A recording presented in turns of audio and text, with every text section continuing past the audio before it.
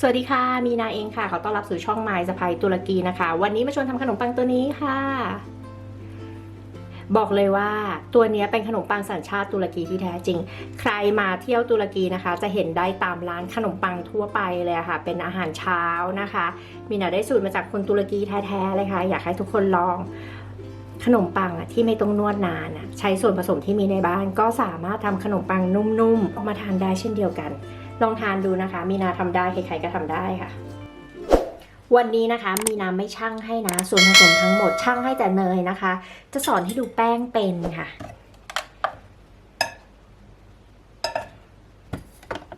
ตัวนี้เป็นสูตรของคนตุรกีนะคะมีนาได้มาจากศูนย์ฝึกอาชีพค่ะเพื่อนมีนาเขาไปเรียนมาเพราะฉะนั้นมีนาก็เลยขอมา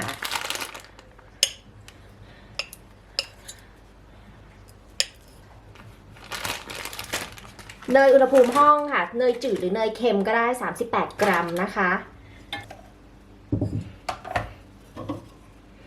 นมอุ่นเศษ1/4ถ้วยตวงน้ำอุ่นเศษ1/4ถ้วยตวงและน้ำมันพืชเศษ1/4ถ้วยตวง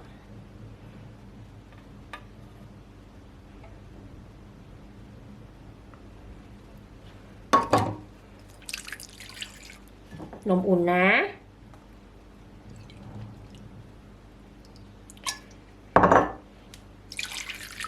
น้ำอุ่นนะ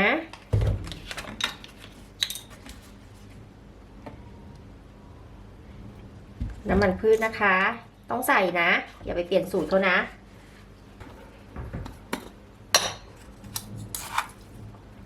น้ำตาลทรายนะคะ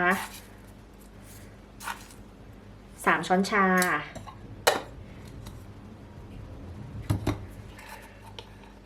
เกลือป่นครึ่งช้อนชาเสร็จแล้วค่ะยีสต์ผงค่ะ1 ช้อนชาหรือ2 ช้อนชาก็ได้ใส่ไป2 ช้อนชาเลยละกันเสร็จแล้วค่ะทำแบบนี้เอามือนวดทุกอย่างให้เข้ากันแบบนี้เสร็จแล้วเราจะใส่แป้งนะคะใครจะใช้แป้งขนมปังหรือแป้งสาลีอเนกประสงค์ก็ได้ส่วนตัวมีนาใช้แป้งสาลีอเนกประสงค์ตลอดเวลานะ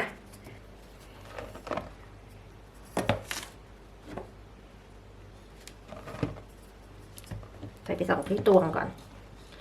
เราก็จะนวดค่ะนวดทุกอย่างให้เข้ากันแป้งเนี่ยเราใส่ได้2 ถ้วยตวงถึง2 ถ้วยตวงครึ่งนะคะอยู่ที่ว่าการน้ำหนักมือในการตักแป้งเดี๋ยวเรานวดนะคะให้เนยกับแป้งเนี่ยเขาละลายหายเป็นเนื้อเดียวกันตัวนี้นวดง่ายค่ะตัวนี้เป็นสูตรตุรกีนะสูตรตุรกีแท้ๆนะคะตามร้านเบเกอรี่ตุรกีอะค่ะตามร้านขนมปังก็จะมีขายเป็นอาหารเช้าอะจะใส่เป็นแบบชีสอะลืมใส่ไข่ค่ะใส่ไข่ขาวไป1 ฟองไข่เบอร์ 2นี่แหละนะคะไข่แดงเอาไว้ทาหน้าขนมปังนี่มีน่าลืมจริงๆไข่ขาว1 ฟองนะคะแล้วเราก็นวดค่ะเราอาจจะต้องเติมแป้งแล้วเราก็นวดทุกอย่างให้เข้ากันนะเนี่ยค่ะเราก็นวดแป้งให้เนียนได้ระดับหนึ่งได้ประมาณนี้นะคะเดี๋ยวเราตักแป้งให้ขึ้นเป็น2 เท่านะคะประมาณครึ่งชั่วโมงก็ได้หรือประมาณ2 ชั่วโมงก็ได้ค่ะอยู่ที่สภาพภูมิอากาศเนาะประมาณนี้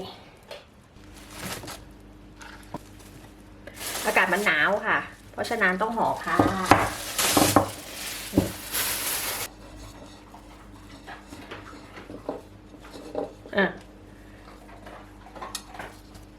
จะแบ่งเป็น16 ก้อนก็ได้จะแบ่งเป็น12 ก้อนก็ได้หรือแบ่งเป็นก้อนละ60 กรัมก็ได้แล้วแต่ค่ะมีนาแบ่งเป็นก้อนละ60 กรัมนะเสร็จแล้วก็ปั้นกลมๆไว้ก่อนค่ะแบบนี้นะวางไว้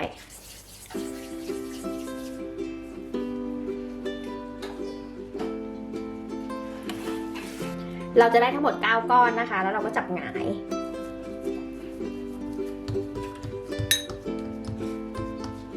ใส่ชีสหรือใส่ไส้อะไรก็ได้ค่ะที่เราชอบลงไปแบบนี้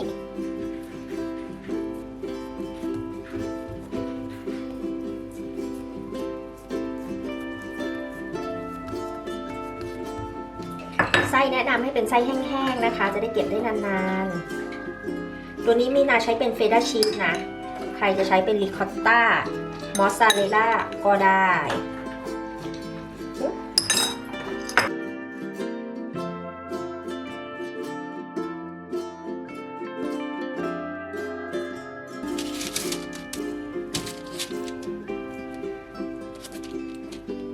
ดี๋ยวพักแป้งนะคะไว้ประมาณ30 นาทีนะคะเดี๋ยวเรามาทำกันต่อ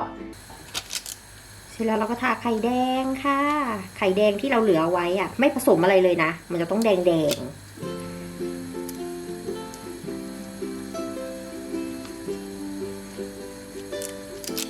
แล้วเราก็ใช้ที่ปาดแป้งหรือซ่อมก็ได้ค่ะปาดเขาแบบนี้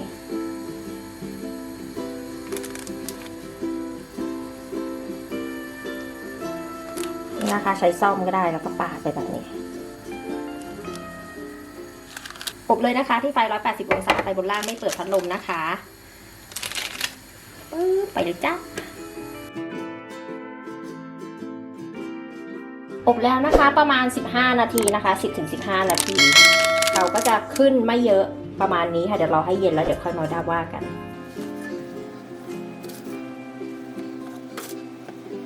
เสร็จแล้วค่ะของลูกชายเห็นปะ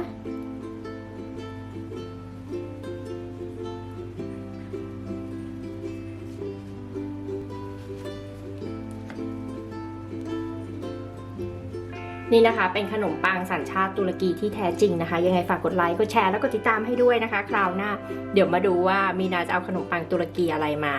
ให้ดูกันอีกจ้าไปค่ะใครแพ้เนยนะคะใช้มาการินแทนได้นะ